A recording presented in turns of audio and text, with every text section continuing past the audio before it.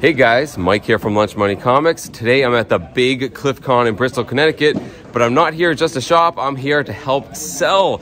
So I'm actually going to be showing some footage of me selling comic books and also browsing around and looking for some good stuff. So hope to show you guys some pretty good footage.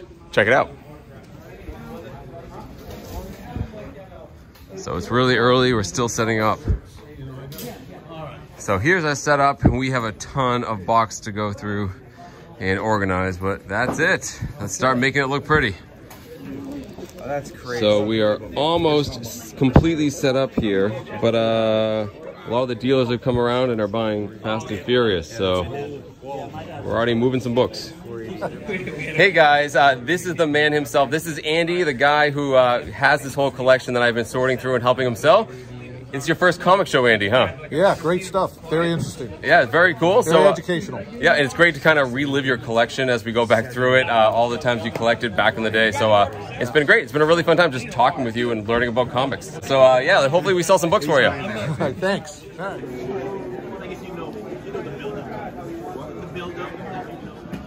All right, so Andy's in good hands. I think he's got it figured out. He's already making some money. And I need a coffee. They just opened the doors for the early birds. So let's walk around and check out the floor.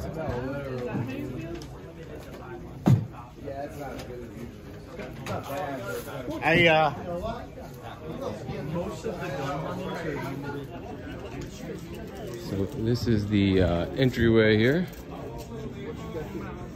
Lots of great books. This is Dave from Bell City Comics. Hey Dave, Yo, Mike. good to see you, man. Great setup as usual. You were here nice and early to get this done. Woke up at 4:30. 4:30. No, thank you. Holy, can you still bring it? Yeah, bring whatever there. John will be with me, so Oh, yeah. whatever I don't have, Right. I want. Okay. All right, listen. All right, my turn, Otto. Good to see you. Otto, and all the guys from 3 Minute Base, and Roger over there, Sean from Comic CT. How you guys doing? We're set up, ready to go. Our heat's kicking out out here. It's freezing out here, yeah. And it's like 100 degrees in there, yeah. Awesome. All right. Thanks for stopping by. Yeah, Mike. We appreciate good to see it you. as always. It was at one point. It was up and out. Yeah, then they calmed down. We got some original art. Awesome. Big Mike. Hey, what's going on?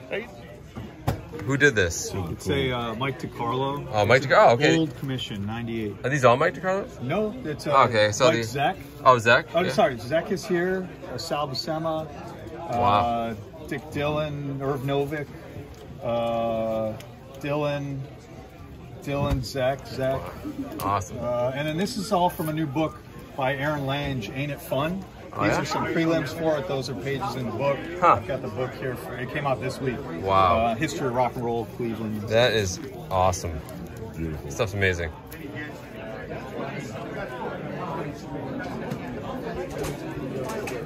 Oh, this is Carlos from Re-Up Hunter. What's going on, man? Oh, there we go. Oh, there you are. With the Dave Stevens table. All right, Carlos, I'm looking at your Dave Stevens. Yeah, man. A lot of good stuff in there.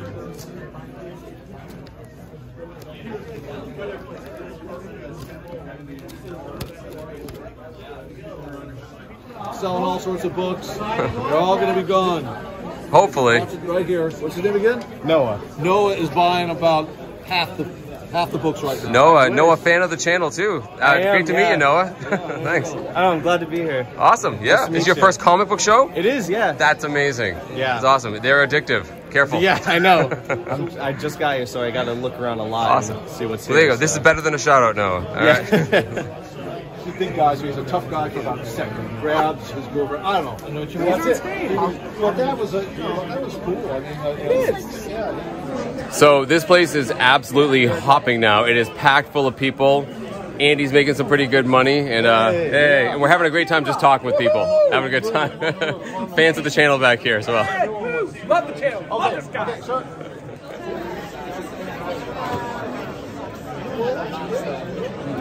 I tell you what, guys, more than anything, I'm having a really, really fun time. It's probably the most fun I've ever had at a comic book show. All right, we gotta keep looking here.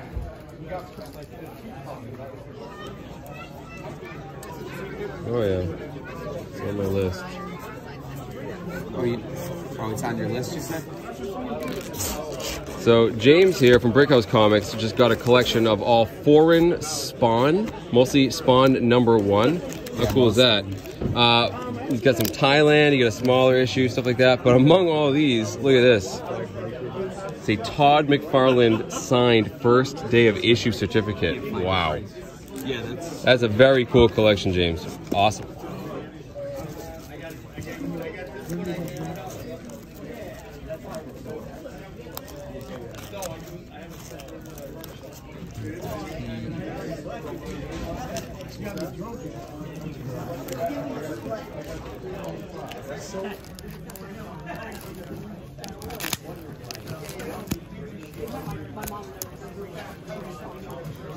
It's pretty good for 15 bucks.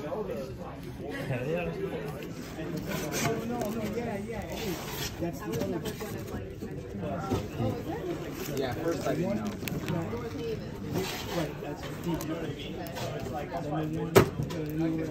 At least these are perforated properly. It's new, but it's a series. So it's a bunch of episodes. Oh, I saw that. Yeah, yeah. New. Yeah, that's kind of cool. She would like that. Yeah, Billy. Unique enough, I gotta show it on the channel. Double cover error. You can't really see it, but noted right there. First cover 9.4, interior 9.6. That's cool.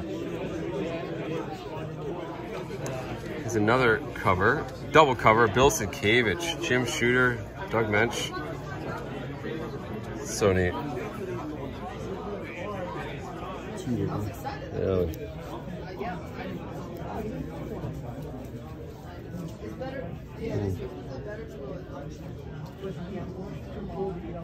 Oh man. What happens when you're in your 50s to playing hockey against 20-year-olds? Yeah, you haven't gotten an airport yet. Possible. Most like 5, I think. Most of the blank spots are for you. Let's see. All right, so it's the end of the day. Things are winding down, and I'm here with the man himself, Cliff, which CliffCon is named after. Great show. Thank you, Mikey. Thank you. Thank you so much. Tell everyone about the. Thank you. I'm happy to We promote had it. just over 550 attendance. 550? 550 people. Wow. A ton of kids. It was a great show. A lot of spending, a lot of trading. It was a good show. Great show. Mikey did a great job promoting it. I really, really appreciate it. I'm really impressed by the turnout. There was a lot of people here, and we had a great time selling. It was just fun to be a part of it. Great atmosphere. That's why I do it. I love doing it. Awesome. I enjoy it so much. Yep, and you do them every single month. I talk about it on my channel all the time. The last Sunday of every month in Plainville, Connecticut. You got to go if you're in the northeastern United States. I'll see you at the next one. Sounds good. Thanks, Cliff. Thanks again, Mike. Love this cover. Thanks, Andy. All right, so I haven't told Andy yet, but we came to a gentleman's agreement with someone to buy all the rest. So he's gonna be pretty happy. He's over there right now. And that's what he wanted. It's all gone. Not to me, but he definitely got rid of his collection. So that was really awesome. We had a really fun time, right, Andy? I had a great time. Best time I've had in a long time here. Great comic book guy. This man is the man. And I have some really good news for you. You just sold the whole collection, and you don't have to haul it out of here. No more. No more for me. That's all right. Take care. All right. Thank you. So there you go, guys. That was the big CliffCon in Bristol, Connecticut. And as you heard me say it, that was some of the most fun I've had at any comic book related event ever. And it wasn't just me. Andy, of course, you heard him say, had the time of his life. And it was very different being there, like, as a vendor. I've never done it before, and I know it can be a rather nerve-wracking thing.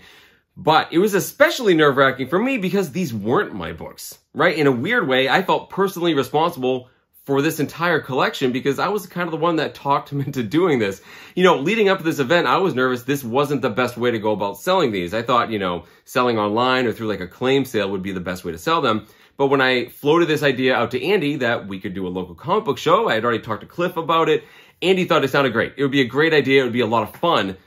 I knew it was going to be a lot of fun. Absolutely. I was worried we weren't going to sell the books. Well, we got both our wishes. Not only did we have a fantastic time, he sold 99% of those comic books. He sold a ton throughout the day, and then one of the vendors bought most of the rest at a fantastic price. And he still has a lot of those wall books that he's going to still try to sell off individually.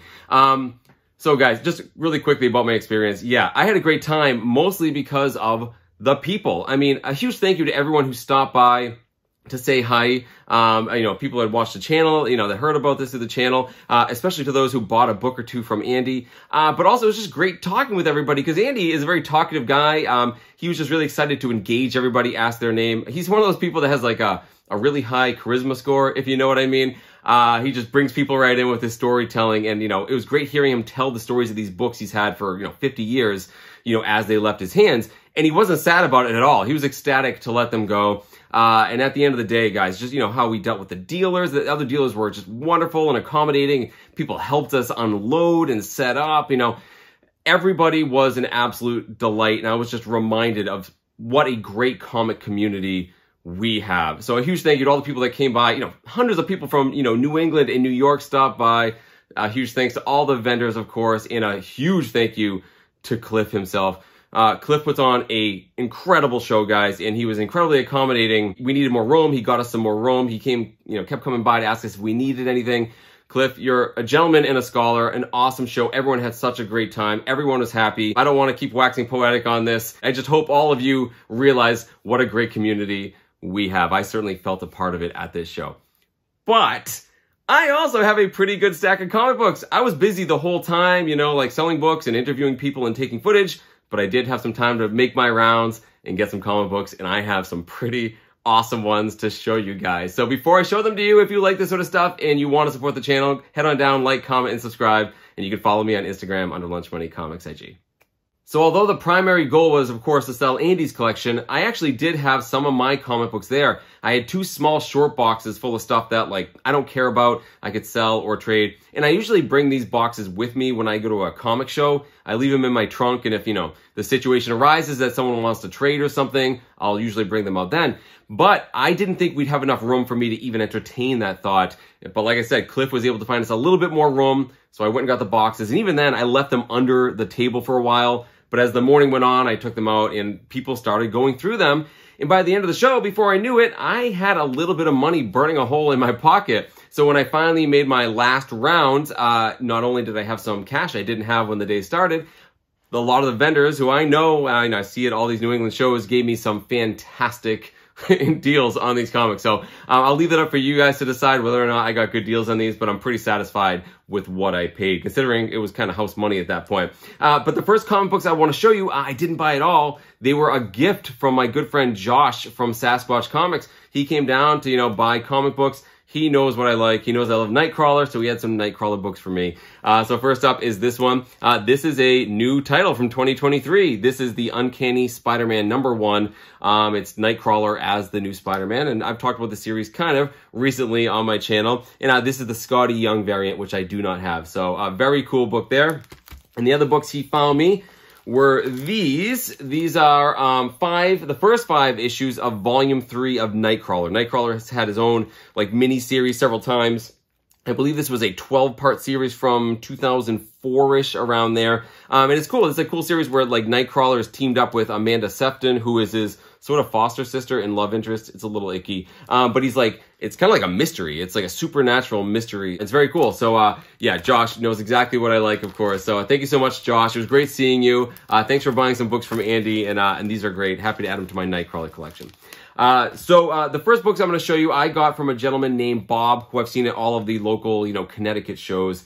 This is going to be tough, guys, because a lot of the books I'm going to show you, some of them are gifts for people, and the people who they're for watch this channel, and they're probably going to know it's for them. So I'm going to be very careful. I'll leave it up for you guys to figure out which ones I'm not keeping. No surprise here. This is the first one. So here it is. So this is Bernie Wrightson, Master of the Macabre, #1. It's by Pacific Comics. It's from 1983. And Bernie Wrightson, of course, a very famous, you know, horror writer, mostly known for like Swamp Thing. He has a very cool style. I absolutely love him. I love these Swamp Thing, covers back here from that series. And yeah, these are basically like anthologies where it's a whole bunch of short stories in there that Bernie wrote and did the art. So awesome if you're a horror lover, and especially if you love Bernie Wrightson. I don't think this was a really long series. I don't think there was probably like 4 to 6 of them. But I've never seen them before, and I know some people who love Bernie Wrightson even more than me. So I had to pick this one up. But the other one was this. So this is Airboy number 5 from 1986 by Eclipse Comics. And this book here is, of course, a Dave Stevens cover, The Return of Valkyrie. I've mentioned on my channel recently several times that I am definitely getting into Dave Stevens covers. And actually, Andy had several Dave Stevens covers that I was able to find throughout the day, but they were scoffed up almost immediately. Certainly by my boy Carlos from Re-Up Hunter. He loves Dave Stevens. You saw he had a pretty good setup of them in that footage. And yeah, not only did he buy a couple, we had some great conversations about the ones we kept digging out. More on Carlos in upcoming videos, guys. I have a lot to say about Carlos and some other things he's doing for the show. So he's a great guy. I'll put some links down in my description to his Instagram. But yeah, there you go, guys. Airboy number 5, awesome Dave Stevens cover. And I got both of these for $30 total. The guy took off like $11. So pretty good. That was a good start to the day. So next up, we have some comic books that I got from Brickhouse Comics. James is the owner of Brickhouse Comics. I profiled him in previous videos of mine. He's a really great guy. He bought a lot of comic books from Andy. But I got a couple books from him from the half-price keys that he always has. And he even gave them to me for a better price than that. So here's the first one. This is X-Men 2099 number 1 from 1993. Awesome Ron Lim and Adam Kubert cover.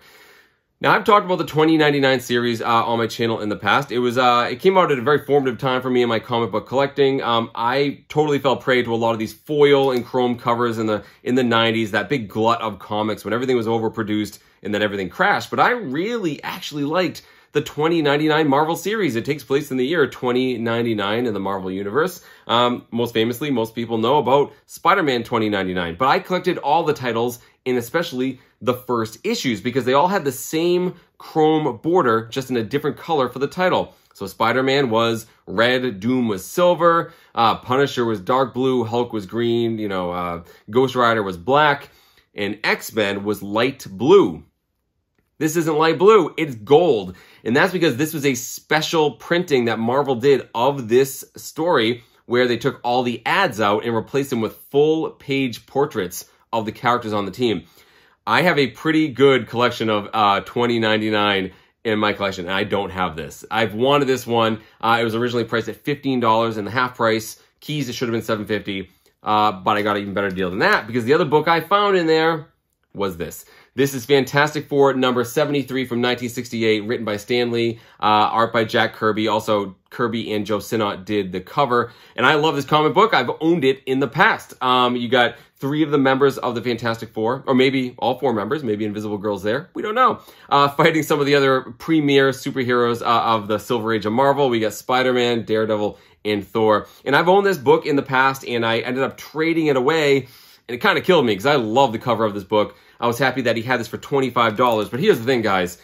James, always great to me. He ended up giving me both of these for $15. So basically, I got this for 15 bucks and he gave this to me for free. So James, thank you so much again. And I know you got a lot of great books from Andy. I hope you enjoy them. Next up, we have some X-Men books. Chris Claremont run, guys, still not done. I'm chipping away at it. And yeah, I was down to like 7 at last check-in. Well, now we're down to 5 after this video. First up, we have this, number 114. It's from 1978. Of course, Claremont and Byrne and Cockrum and Austin, the holy quadrinity of the X-Men books that I love. This is the first time they put the word uncanny above the X-Men title, although it didn't become official until I think like number 142. So great book. I needed it for my run. Happy to get it for $10. $10 for this book, I think, is an absolute steal. So these next 2 books, guys, I went to one of the biggest vendors in New England. It's J&S Collectibles. I've talked about them on my channel many times. They have probably the biggest setup at all these shows, and they were all over the, the Eastern Seaboard. And I had some great conversations with these guys who also bought a lot of books from Andy. But there were a couple X-Men books I needed to have. So talking about the Claremont run, I had to get this one. This is number 125 from 1979. Awesome Phoenix cover right there. I also love that you got Colossus and Storm in the Danger Room, and then you got Havoc, Multiple Man, and Polaris right here. More on her in a second. And yeah, I love this cover. It's a great cover. I needed it for the run. Also, first cameo appearance of Proteus. So that's pretty cool. But yeah, so there you go. Finally got this one. Price was $38, but you'll see I got it for cheaper than that. Also really high grade. Because the other book I got, probably the biggest book on the day, is this one. So this is X-Men number 49 from 1968. Famous Jim Steranko cover. I love this comic book. I love the cover. I've been in the market to get not only this one, but also number 50. Why are they on my list? Well, I collect the first appearances of X-Men characters, and other than X-Men number 1, I pretty much have all the major X-Men first appearances, except for Lorna Dane, also known as Polaris, the green-haired mutant who is the daughter of Magneto and has pretty much the same powers. She was one of the earliest X-Men recruits. She first appears in this comic right here. Also, the first appearance of Mesmero, a sort of hypnotic mutant. He can hypnotize people. So I've wanted this one for a long time. Happy to grab it. The other one I want is number 50, the very next issue, notable for several reasons. One, it's a Jim Steranko cover, famous all-green cover, shows Polaris front and center, her first cover appearance. Beautiful cover. And it's also the first time they changed the X-Men title, the trade dress, to look like the famous angled block letters that we all know. So this issue then would be the last time you see the old X-Men title. Very happy to get this book, guys. It's in incredible shape. The only blemish on it is a little bit of a smudge right there on the white. Otherwise, a gorgeous copy. Originally had it priced at $165. Here's the thing, though. I got both of these for $150. So pretty good. Not only did I get a discount on this one, but this one is essentially free. So after this, I believe my count is down to 5 books, maybe 4, depending on the order of how my videos come out on my channel. So you guys will see what I'm talking about if you watch the channel a lot. So I'm down to basically 4 books. I'm pretty excited about that. Awesome pickups right there. Very excited. So these last 2 books I actually got from Andy himself. Andy actually owed me a little bit of money for supplies, boxes, things we had to get last second. And the way we resolved that, I saw a book that I wanted. He said I could have it. Once again, we'll just say this is my book for now. Let's just say it's mine. It's this one. This is Where Monsters Dwell, number 6. It's from 1970. This is actually a reprint, as were all these Where Monsters Dwell. It's a reprint of an older book, which is Tales to Astonish, number 13, which is a book from 1960. And it's famous because it's the first appearance of Groot. There he is right there, looking very different than the one that we know from the MCU. But his first appearance is in that 1960 issue, and it's incredibly expensive. It's very scarce, hard to find, and pricey, which is why a lot of people, as a sort of a backup, try to get this book instead. In fact, there were actually 2 titles in the Where Monsters Dwell that are worth a little bit more because they're reprints. One is this one, and the other one is reprinting of the first Fin Fang Foom. So this book's here is pretty good. He had a price of $50, knowing someone would kind of, rough him up and talk him down to probably $40. But again, he owed me about that, and I said, I could use this book. So pretty cool, even for a reprint. Happy to grab this one. So we've come to the last book, and I got to tell you guys, this might be my favorite book I got on the whole day. Certainly my favorite cover. I've wanted this book ever since I first laid eyes on it at Andy's house because it's just such a beautiful comic book. But I didn't buy it. I could have bought it from him, but I thought I might be able to get a little bit more money for him, at the show. But because it looks so great, it ended up on the wall books behind me. So I had to stare at this thing the entire show, kind of drooling over it. Not only that, but like everyone who came by the booth was like, oh man, that looks so great. Even someone on Instagram, I posted a picture of me and Andy, at the show, and someone down in the comments was like, hey, is that... Yes, it was. They could see it, like in this little tiny couple of pixels behind me, they could tell what it was. So I kept looking at this comic book the whole show. Andy saw me staring at it, and I mentioned, I kind of want it. He said, you know what? Listen, if it doesn't sell by the end of the day, just take it. It's yours. Luckily for me, nobody bought it, and I'm excited to now own this. So this is Aquaman number 42 from 1968, famous Nick Cardy cover. Now, this is known as the second appearance of Black Manta. He first appeared in Aquaman number 35. Now, I don't really collect much DC, and I certainly don't like Aquaman. Why do I want this book so badly? 2 reasons. One, I love Black Manta. He is one of my favorite DC villains because he is so evil. I don't know if a lot of people know this, but he actually like kills Aquaman's kid, like a toddler. It was shocking when it happened, changed the title and the character forever, but also he's incredibly cool looking. I mean, look at how awesome he is.